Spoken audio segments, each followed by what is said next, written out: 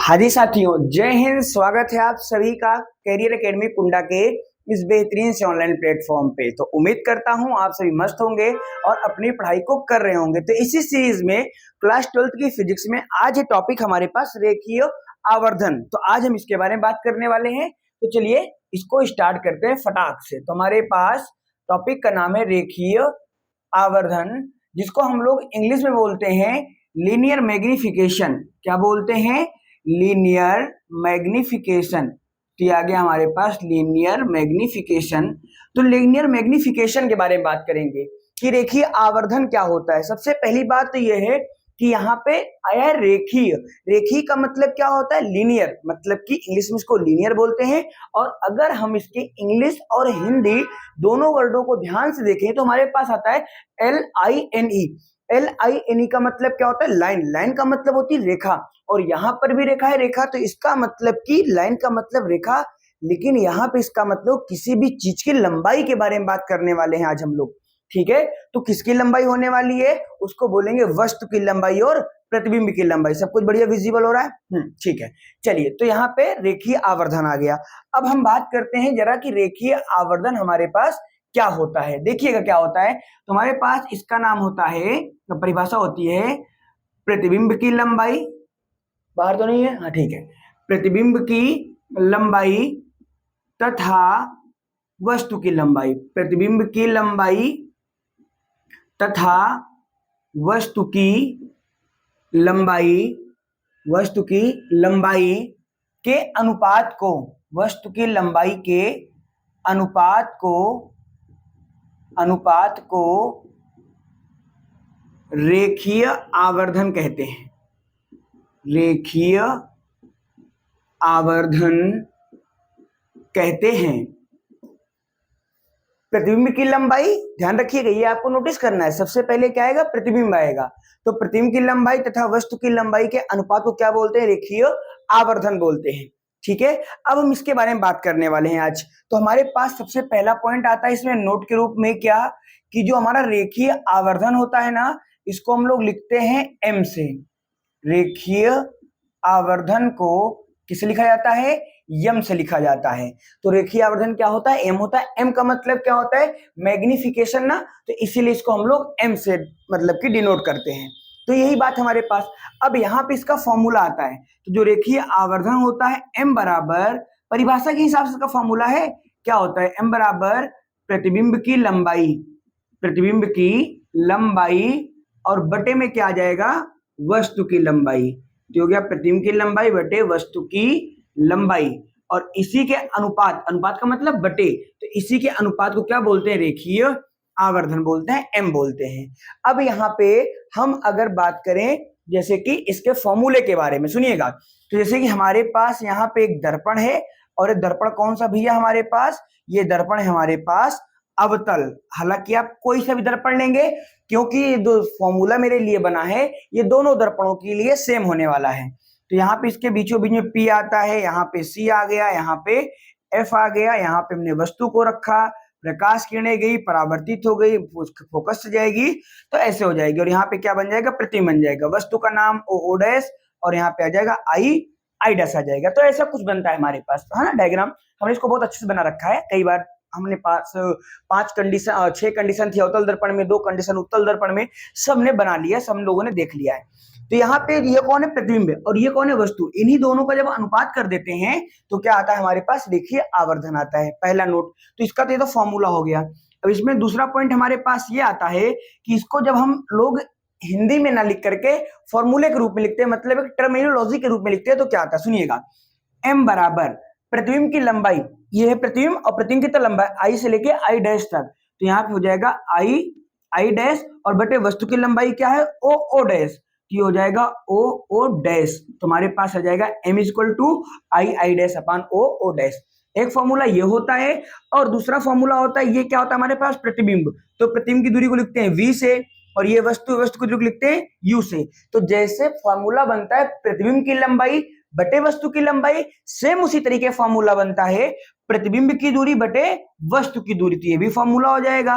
तो m बराबर आ जाएगा प्रतिबिंब की दूरी मतलब v, और वस्तु की दूरी मतलब u, और यहाँ पे क्या आता है? माइनस। तो ये हमारे पास क्या आ जाएगा? m का मान आ जाएगा। कब? जब हमको प्रतिबिंब की दूरी दिया हो, वस्तु की दूरी दिया हो, तब इस फॉर्मूले का यूज करेंगे आप, और जब हमको लंबाई दिया हो प्रतिबिंब की और वस्तु की, तो इस फॉर्मूले का यूज करेंगे। दूसरी बात यहाँ पे एक मेन बात और है जिसे आप ध्यान रख सकते हैं, क्या कि जो हमारा आवर्धन होता है इसका कोई मात्रक नहीं होता, मात्रक नहीं होता। मात्रक क्यों नहीं होता, जरा इसको देखते हैं। मात्रक नहीं होता, क्यों नहीं होता? क्योंकि आप खुद देखो ना, प्रतिबिंब की लंबाई, मान लो आपके पास कोई प्रतिबिंब बना और आपने बोला कि 3 सेंटीमीटर प्रतिबिंब है, मात्रक क्या है? सेंटीमीटर। फिर आपको बोला गया वस्तु, आपको बोला गया, आपने बताया कि जो वस्तु है वो मान लो 5 सेंटीमीटर की है, तो सेंटीमीटर फिर सेंटीमीटर सेंटीमीटर सेंटीमीटर कट जाएगा, इसलिए जो प्रतिबिंब जो आवर्धन होता है उसका कोई मात्रक नहीं होता। चाहे इसमें लिखो चाहे इसमें लिखो, आवर्धन का कोई मात्रक नहीं होता। क्यों? क्योंकि समान राशि है, समान मात्रक रखोगे, मात्रक से मात्रक कट जाएगा, इसलिए। ठीक है। उसके बाद यहाँ पे जो सबसे मेन पार्ट आता है हमारे पास कि जो प्रतिबिंब जो आवर्धन होता है इसका मान क्या नाम से 1 कब होता है? अगर 1 हो जाए तो क्या होता है? 1 से ज्यादा हो जाएगा क्या होगा? 1 से कम कब होता है? तो इसके बारे में बात करते हैं। ठीक है, यहीं पर बात करते हैं बहुत प्यारे तरीके से। हमने क्या बोला गया कि अगर हमारे पास m बराबर 1 होगा तो क्या मतलब है उसका, और यदि हमारे पास m का जो मान है वो 1 से ज्यादा होगा तो क्या होगा, और तीसरा हमारे पास है अगर हमारे पास m का मान क्या हो? 1 से कम हो। m का मान 1 से कम हो, इसको कम बोलते, इसको ज्यादा बोलते, इसको बराबर बोलते हैं, पता होगा, बेसिक सी बात है। तो इनका मतलब क्या होता है इसको हमें देखना है। सुनिएगा, अब आप खुश हो जो, पहले मैं यहाँ पे एग्जाम्पल लेता हूं। ठीक है, एग्जाम्पल के रूप में मैंने क्या बोला कि अगर मान लो हमने आपको दिया कि 10/10, 10/10, तो 10 से 10 क्या हो गया? कट गया, आंसर क्या आया? 1 आ गया। ठीक है, अगर हमने बोला आपको 10/5, एग्जाम्पल ले रहा हूं, 5 से कम 5, 5 दूनी 10, आंसर कितना आया? 2 आ गया। अब मान लो मैंने ले लिया कि 5/10, तो इसको अगर आप डिवाइड करोगे तो इसका आंसर कितना? 0.5 आएगा, 0.5 आएगा। तो एक मान कब आया? जब ऊपर और नीचे बराबर था। मेरा मतलब कि अंश भी और हर दोनों आपस में क्या है? बराबर है, तो उसका मान कितना आएगा? 1 आएगा। तो इसका मतलब अंश के रूप में प्रतिबिंब की लंबाई और हर के रूप में वस्तु की लंबाई। तो आप यहाँ पे यही बोलेंगे कि m बराबर क्या हो जाएगा? प्रतिबिंब की, अच्छा इसको डायरेक्ट लिख देता हूं यहाँ पे कि m बराबर कब, क्या m बराबर 1 कब आएगा? जब हमारे पास प्रतिबिंब की लंबाई बराबर क्या हो जाएगा? वस्तु की लंबाई।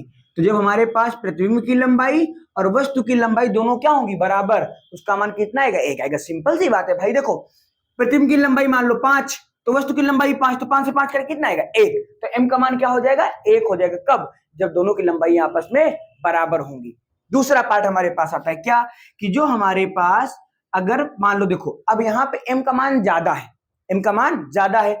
अगर मान ज्यादा मिलेगा, अगर आप मान ज्यादा चाहते हो तो उसको क्या करना? बट्टे में, जो बट्टे में हो मतलब नीचे हो, हर वाला हो, वो छोटा होता है और अंश वाला बड़ा होना चाहिए। इसका मतलब ये छोटा होगा और ये क्या होगा? बड़ा, मतलब कि प्रतिबिंब की लंबाई ज्यादा होगी। तो यहाँ पे आप लिखोगे प्रतिबिंब की लंबाई इज ग्रेटर देन, मतलब बड़ी होगी, और जो हमारे पास वस्तु की लंबाई है वो क्या हो जाएगी? छोटी। तो वस्तु की लंबाई, अब देखिए ना ध्यान से, यहाँ पे अगर मैं प्रतिबिंब की लंबाई मान लो दिया 10 और इसका मान मान लो 5, तो 5 दूनी 10, 1 से क्या आएगा? ज्यादा आएगा। क्यों? क्योंकि प्रतिबिंब की लंबाई ज्यादा है। सिंपल सी बात है, बट्टे वाले का मान ज्यादा होगा तो हल करने पे ज्यादा मान आएगा। बट्टे वाले, अगर बट्टे में नीचे वाले का मान ज्यादा है तो उसका मान हल करने पे कम आएगा। यहाँ पे अगर हम देखें तो यहाँ पे उल्टा हो जाएगा। यहाँ पे क्या हो जाएगा? जो प्रतिबिंब की लंबाई है वो कम होगी, क्योंकि एक से मान कम चाहिए ना हमको, तो प्रतिबिंब की लंबाई क्या होगी? कम होगी, प्रतिबिंब छोटा होगा, और बड़ा कौन होगा? वस्तु की लंबाई। तो यहाँ पे आ जाएगा वस्तु की लंबाई। तो ये हमारे पास पार्ट आएगा इसका। ठीक है, तो ये हमारे पास इसका पार्ट आता है। आई होप आपको ये समझ में आई होंगी। जल्दी से आप राइट डाउन करें, फिर इसी में एक और पॉइंट होता है उसके बारे में डिस्कस करते हैं कि वो कैसे आता है।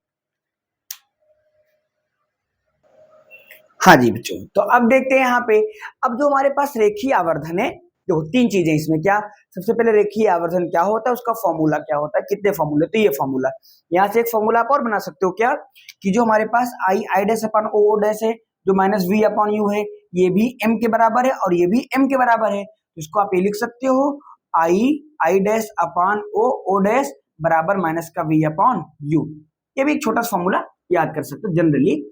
तो अब हम ये देखने वाले हैं कि जो हमारे पास फॉर्मूला आता है, इसका मान m का मान पॉजिटिव कब आता है, निगेटिव कब आता है, या पॉजिटिव निगेटिव आ जाएगा तो उसमें आभासी प्रतिबिंब कैसे हमको समझ में आएगा, वास्तविक प्रतिबिंब कैसे हम समझेंगे, इसके बारे में बात करेंगे।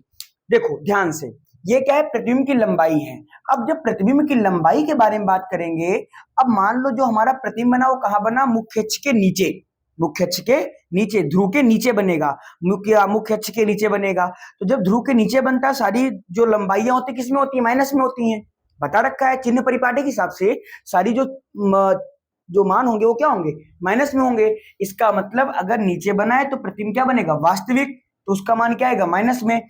और अगर ये ऊपर गया और किसमें बना, पॉजिटिव में, किसमें बना, पॉजिटिव में, तो m का मान क्या हो जाएगा, निगेटिव आ जाएगा। कैसे, देखो हमारे पास m बराबर क्या बना, मान लो कि जो हमारे पास वस्तु है, जो i डैश है, उसका मान क्या है, माइनस में, क्या है, माइनस में, और o डैश क्या होगा, ये तो प्लस में होगा हमेशा।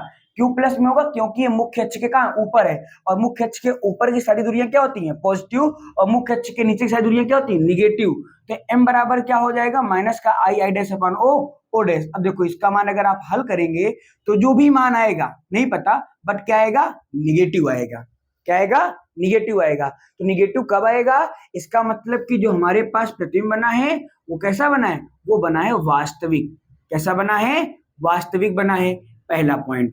दूसरा पॉइंट क्या आता है हमारे पास, कि अगर प्रतिबिंब आभासी बनेगा तो क्या हो जाएगा, m का मान पॉजिटिव हो जाएगा। कैसे, देखो अब m बराबर, अब अगर प्रतिबिंब बना ऊपर, प्रतिबिंब कहां बने, ऊपर बने, अब प्रतिबिंब अगर ऊपर बनेगा तो उसमें क्या होगा, हर चीजें प्लस होंगी। क्यों, क्योंकि ध्रुव के ऊपर जाने पे चीजें क्या होती, पॉजिटिव। तो यहाँ पे क्या आ जाएगा, ये हो जाएगा प्लस, चलो लिख के बताते हैं, ये हो जाएगा i dash upon o dash, दोनों किस में आएंगे, पॉजिटिव में आएंगे। दोनों का मान रखोगे, जो भी मान आएगा वो तो रखने पे ही पता चलेगा ना भाई कि मान क्या आ रहा है, जो भी मान आएगा वो क्या आएगा, सॉरी 1 कह रहा हूं, क्या आएगा, प्लस आएगा। तो अगर प्लस में आएगा तो इसका मतलब वो प्रतिबिंब कैसा मिला हमको, आभासी मिला। कैसा मिला, आभासी मिला, जिसको हम लोग इंग्लिश में बोलते हैं वर्चुअल, और इसको क्या बोलते हैं, रियल बोलते हैं। ठीक है, तो यहाँ पे रियल इमेज है, यहाँ पे वर्चुअल इमेज है, तो इसके बारे में हमने बात किया। ठीक है, तो यहाँ पर तीनों चीजों को बहुत आराम से, बहुत प्यार से ध्यान से देख लिया। अब अगला टॉपिक का नाम हमारे पास, कि जो हमारा दर्पण होता है इसको हम पहचानते कैसे हैं, और उसके बाद टॉपिक आएगा कि दर्पणों को उपयोग कैसे किया जाता है। तो दो टॉपिक छोटे छोटे बच्चे हैं, बिल्कुल आसान से। जो लास्ट वाला टॉपिक है उसको बताने का तरीका बिल्कुल मेरा अलग है, बहुत आसानी से बताऊंगा और एकदम क्रिस्टल क्लियर हो जाएगा, एकदम समझ में आ जाएगा। तो इसे इतना सही तो पार्ट है, जल्दी से आप लोग लिखिए इसे, फिर रेस करके पूरा मिलते हैं। हाँ जी बच्चों, तो अब है हमारे पास टॉपिक का नाम दर्पणों की पहचान। दर्पणों की पहचान, जिसको हम लोग इंग्लिश में बोलते हैं आइडेंटिफिकेशन ऑफ मिरर्स। मतलब जो दर्पण होगा उसको हम कैसे पहचानेंगे कि वो उत्तल है, कि अवतल है, कि समतल है। तो यहाँ पे जो दर्पणों को पहचानने का तरीका है वो हमारे पास दो तरीका है। तो सबसे पहला वाला होता है स्पर्श करके, स्पर्श करके मतलब टच करके उनको हम कैसे पहचान सकते हैं। और दूसरा हमारे पास क्या होता है, प्रतिबिंब को देख करके। तो इनके बारे में हम बात करेंगे, प्रतिबिंब देखकर। तो हम प्रतिबिंब देखकर, कहाँ गड़बड़ हो रहा है भाई बार बार, प्रतिबिंब देखकर और स्पर्श करके। तो जब हम स्पर्श करके देखेंगे तो पहचानने का तरीका बहुत आसान सा है, बिल्कुल आसान सा है। हालांकि देखने से तो भी हम समझ पा रहे हैं कि ये कौन सा दर्पण हो जाएगा, अवतल, ये कौन सा दर्पण हो जाएगा, उत्तल, है कि नहीं, ये कौन सा दर्पण हो जाएगा, उत्तल, और यहाँ पे ये कौन सा दर्पण हो जाएगा, समतल। सबको पता होगा उत्तल अवतल समतल किसे बोलते हैं परिभाषा में। हमको क्या करना है, हमें लेना है एक लकड़ी का गुटका, लकड़ी का गुटका हमने ले लिया। यहां भी हम लेंगे लकड़ी का एक गुटका, ये ले लिया हमने लकड़ी का गुटका। गुटका कई प्रकार का होता है, जानते होंगे आप सब लोग। एक गुटका खाने वाला भी होता है, खाने वाला गुटका नहीं है, लकड़ी गुटका है। और यहां पर भी हमने गुटका ले लिया इस प्रकार से, ठीक है। इसको भर देते हैं ताकि समझ में आए आपको। तो ये लकड़ी का गुटका हो गया हमारे पास, ये इस टाइप से। और यहाँ पे इसको थोड़ा और सीधा बना देते हैं फिर से।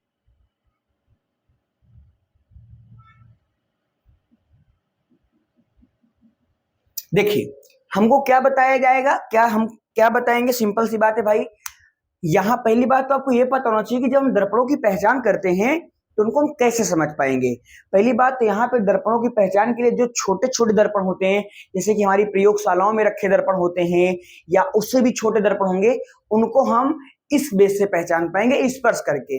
ज्यादा बड़ा होगा तो हम पहचानने में थोड़ी मुसीबत हो जाती है यहाँ पे, तो इसलिए हम पहले इसको देखेंगे स्पर्श करके। हमने क्या लिया, एक लकड़ी का गुटका लिया। जब आप लकड़ी गुटका लेंगे और उसके सामने दर्पण को टच कराएंगे, उसको दर्पण को, तो क्या होगा देखिए। अब मान लीजिए हमारे पास ये दर्पण, ये कौन सा है, अवतल है। जब तुम टच कराओगे तो इसका ऊपरी और निचला, ऊपरा और नीचे वाला जो भाग है, ये दोनों क्या हो रहे हैं, इसको टच कर रहे हैं, लेकिन बीच वाला भाग इसको टच नहीं कर रहा है। जैसे यहाँ पे ऊपर और नीचे स्पर्श कर रहा है बट बीच में से स्पर्श नहीं कर रहा है, इसका मतलब वो कौन सा दर्पण होगा, अवतल दर्पण होगा। कौन सा दर्पण होगा, अवतल दर्पण होगा। इसको अंग्रेजी में बोलते हैं कॉनकेव मिरर। क्या बोलते हैं, कॉनकेव मिरर बोलते हैं। दूसरा दर्पण हमारे पास आता है कि जब हम दर्पण हमारे पास ऐसे टाइप का हो, कुछ हो, हमें नहीं पता कैसा है, मान लो कोई दर्पण है, हमने उसके ऊपर चीजों को रखा, देखिए इसके बीच में टच कर रहा है बट ऊपर नीचे टच नहीं कर रहा है, इसका मतलब ये कौन सा दर्पण हो जाएगा, उत्तल दर्पण हो जाएगा। तो यहाँ पे आ जाएगा उत्तल दर्पण, जिसको हम लोग बोलते हैं कॉन्वेक्स मिरर। क्या बोलते हैं, कॉन्वेक्स मिरर बोलते हैं। ठीक है, और यहाँ पे सेकेंड पार्ट में क्या आता है, जो हर बिंदु पे टच करे, हर बिंदु पे स्पर्श करता है, उसको क्या बोलते हैं, उसको बोलते हैं समतल दर्पण। देखो ये ऊपर, बीच में, नीचे, किनारे उनारे जहां पर भी है, हर जगह टच स्पर्श कर रहा है इसको, इसलिए इसका नाम क्या है, समतल दर्पण।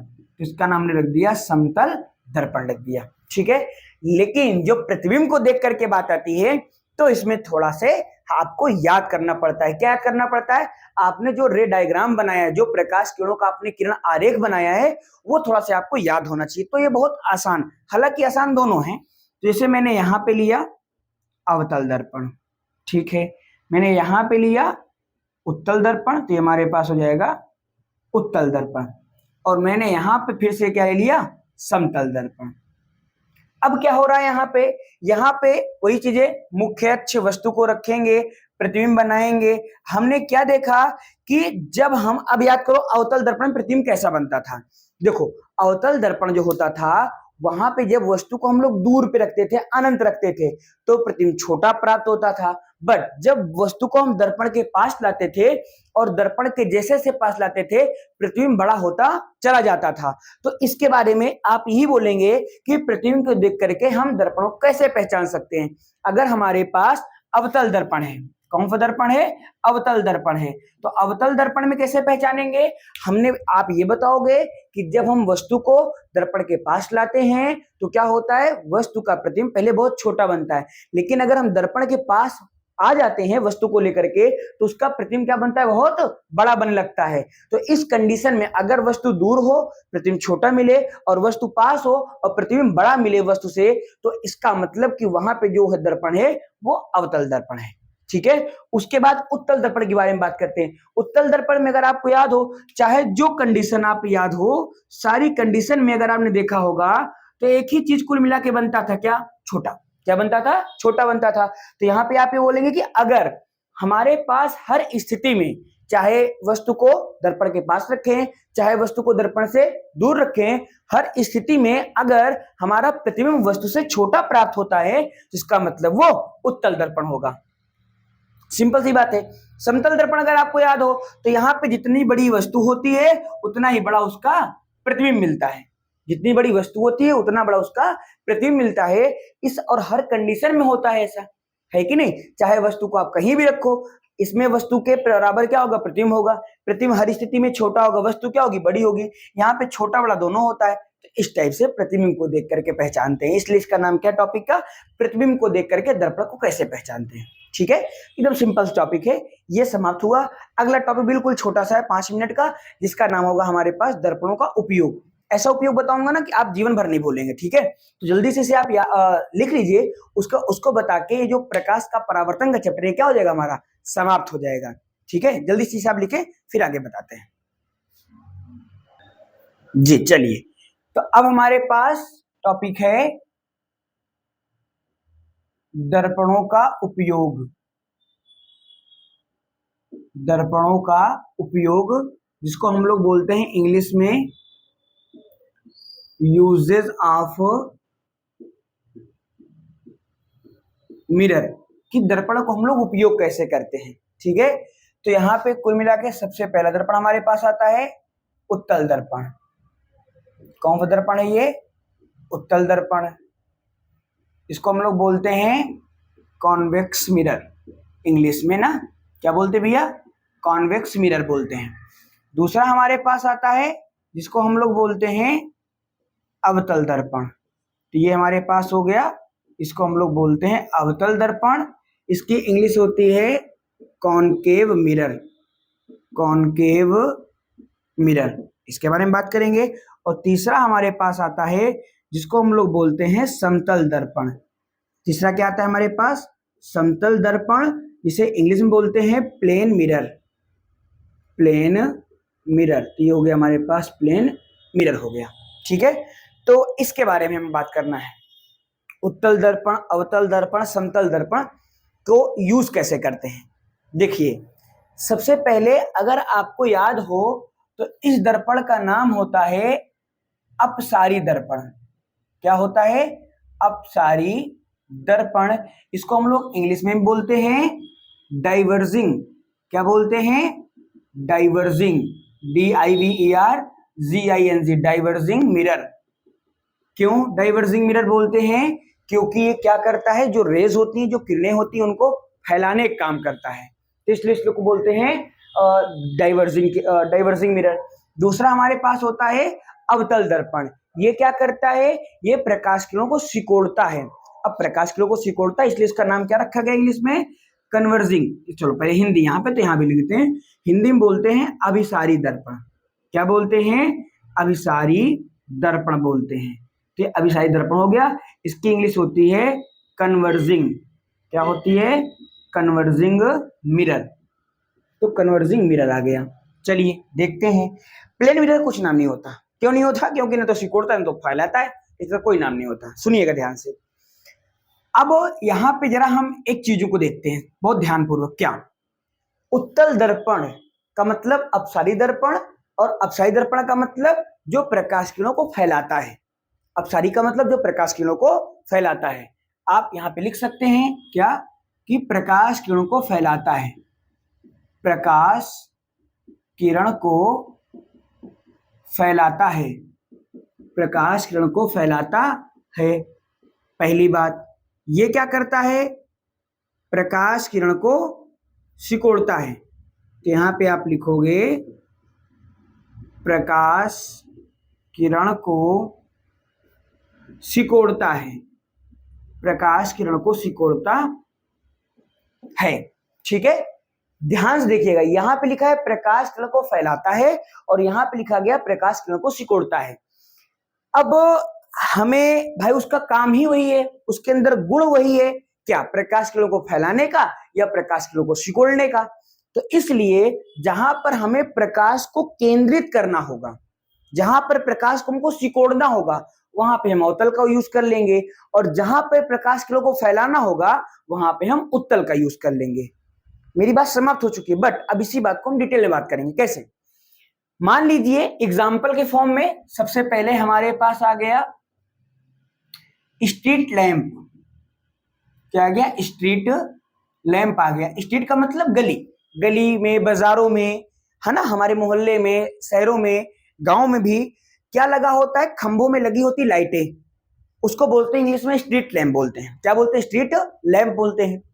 उसे क्यों लगाया गया है? उसे इसलिए लगाया गया है ताकि सड़क पे उजाला रहे। लेकिन क्या सड़क के इतने छोटे से भाग में उजाला रहे? नहीं, उसको इसलिए लगाया गया ताकि सड़क में दूर तक उजाला रहे। अगर सड़क में दूर तक उजाला करना है तो प्रकाश किरणों को फैलाना पड़ेगा, और अगर हमें प्रकाश किरणों को फैलाना पड़ेगा तो वो काम अपसारी दर्पण करेगा, और अपसारी दर्पण कौन होता है? उत्तल दर्पण। तो इसका मतलब वहां पे कौन सा दर्पण होगा? उत्तल दर्पण होगा, कॉन्वेक्स मिरर होगा। ठीक है, यहां पे आते हैं, जरा देखते हैं एग्जाम्पल के रूप में। जैसे इसका नाम स्ट्रीट लैंप है और इसका नाम क्या हो जाएगा? Table lamp. क्या हो जाएगा? Table lamp. टेबल लैंप का मतलब जो हमारी टेबल पे लैंप लगा होता है ना, पढ़ने के लिए स्टडी लैंप जिसको हम लोग बोलते हैं अन्य शब्दों में, उसके बारे में बात कर रहा हूं मैं। तो टेबल लैंप के बारे में बात करें। अच्छा, टेबल लैंप जब आप लगाते हो तो आप क्यों लगाते हो? ताकि आपकी जो टेबल है उसके ऊपर अच्छे से उजाला रहे, पूरी टेबल भर, पूरे रूम भर में नहीं, सिर्फ पूरे टेबल भर में। इसका मतलब कि वो जो प्रकाश किरणें हैं वो फैले ना, क्या हो, सिकुड़े, क्या हो, सिकुड़े। तो प्रकाश किरणों को सिकोड़ना है। कौन वो दर्पण? अभिसारी दर्पण। नाम क्या होता है इस दर्पण का? अवतल दर्पण होता है। इसका मतलब जो टेबल लैंप होता है उसमें जो दर्पण लगा, उसमें जो उसके अंदर मिरर लगा होता है वो अवतल होगा। इसका एक एग्जांपल आप और प्यारा समझ सकते हो, क्या? Torch light.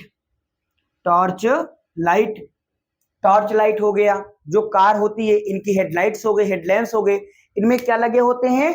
अवतल दर्पण लगे होते हैं। क्यों? क्योंकि अब टॉर्च, टॉर्च का प्रयोग आप क्यों करते हो? क्योंकि जब आप टॉर्च को दबाते हो देखते हो कि हमें एक बिंदु पे कितना चमक उत्पन्न करना है, एक बिंदु को ध्यान से देखना है। तो उस टॉर्च के अंदर जितनी भी रेज होती हैं वो सभी मिल करके एक बिंदु पे केंद्रित होना चाहती हैं। अब एक बिंदु पे मिलकर सिकुड़ना चाहती है, केंद्रित होना चाहती हैं, और सिकुड़ने का विषय दर्पण। इसका मतलब कि अवतल दर्पण होगा। कौन दर्पण होगा? अवतल दर्पण होगा। तो इसी टाइप से अब जैसे मान लीजिए आपके कान में, नाक में, गले में कोई प्रॉब्लम होती है तो डॉक्टर मतलब एक टॉर्च के माध्यम से या लेजर लाइट के माध्यम से कुछ किरणें वहां पे डालता है और अपनी आंखों से देखता है। अब अगर वो किरणें फैल जाएंगी तो क्या एक पॉइंट पे बहुत अच्छे से उजाला होगा? नहीं होगा। तो किरणों को सिकोड़ना है और सिकोड़ के किसी एक बिंदु पे ध्यान से देखना है। अवतल दर्पण। कौन दर्पण? अवतल दर्पण का यूज करेंगे। समतल दर्पण का यूज जैसे कि जो सैलून होते हैं, है ना, बार्बर की शॉप होती है, तो वहां पे हम लोग जो दाढ़ी बनाने के लिए, बाल कटाते समय दर्पण लगा होता है उसको समतल दर्पण बोलते हैं। क्या बोलते हैं? समतल दर्पण बोलते हैं। उसमें हूबहू जो चीजें वैसी होती हैं वैसा दिखता है, उसमें छोटा बड़ा नहीं दिखता। अब पता लगे क्या नाम से आपको बड़ा चाहिए, जब मतलब आप सैलून बैठ गए हो तुम्हारा इतना बड़ा सिर दिखे, है ना, या तुम्हारा इतना छोटा सिर दिखे, तो उसका कोई मतलब नहीं होगा, है ना। तो इसलिए वहां पे हम लोग समतल दर्पण का उपयोग करते हैं। कहां पे? सैलून में। सैलून में कौन सा दर्पण होता है? समतल दर्पण होता है। ठीक है, तो आज की ये क्लास यहीं पे पूरी तरीके से समाप्त होती है। इसमें बचता है न्यूमेरिकल पार्ट। ठीक है, तो न्यूमेरिकल भी हम आपको लगवाएंगे। न्यूमेरिकल लगवाने का दो ऑप्शन है हमारे पास। एक ऑप्शन तो क्या है कि मैं बोर्ड पे सारे प्रश्नों को एक एक करके लिखूं और सॉल्व करूं, जिसमें बहुत ज्यादा समय जाता है आपको। जैसे मैं वीडियो रोकता हूं ना, आप तो तुरंत वीडियो रोक के मैं तुरंत वीडियो को प्ले पॉज कर देता हूं तो आपको तुरंत दिख जाता है, बट उस वीडियो को रोक करके चीजों को लिखना, इरेज करने में काफी समय लगता है। तो वो समय मैं बचाना चाहता हूँ। ट्राई करूंगा कि पहले तो जो हमारे पास टैबलेट है मैं उसमें नोट्स मतलब चीजों को सॉल्व करके उसका वीडियो बना के आपको अपलोड करूं, बट अगर नहीं हो पाएगा तो हम इसमें कर लेंगे। ठीक है, कोई दिक्कत वाली बात नहीं है, हम देख लेंगे, सॉल्व तो कराना ही है। ठीक है, तो मिलते हैं आपसे सभी बच्चों से नेक्स्ट वीडियो में न्यूमेरिकल की सीरीज में। तब तक के लिए आप सभी लोग पढ़ाई करते रहें, इस सीरीज को कंटिन्यू फॉलो करें। सारी चीजें आपको अवेलेबल होंगी, नोट्स हो गया, न्यूमेरिकल हो गया, डेरिवेशन, कंसेप्ट, वन शॉट। तो अभी जब ये चैप्टर समाप्त हो जाएगा इसकी सीरीज मतलब रे ऑप्टिक्स की, तो आपको वन शॉट भी मिलेगा। पहला चैप्टर, दूसरे चैप्टर रिवीजन भी कराएंगे। ठीक है, तो आप सभी बच्चे अपना प्यार और अपना सपोर्ट कैरियर एकेडमी कुंडा के इस ऑफिशियल यूट्यूब चैनल को देते रहें, और आपको कंटेंट फ्री ऑफ कॉस्ट, बिल्कुल परचेस्ड बैच से भी अच्छा कंटेंट आपको मिलता रहेगा। ठीक है, मिलते हैं आप सभी बच्चों से नेक्स्ट वीडियो में। तब तक के लिए आप सभी लोग अपना ध्यान रखेंगे। जय हिंद।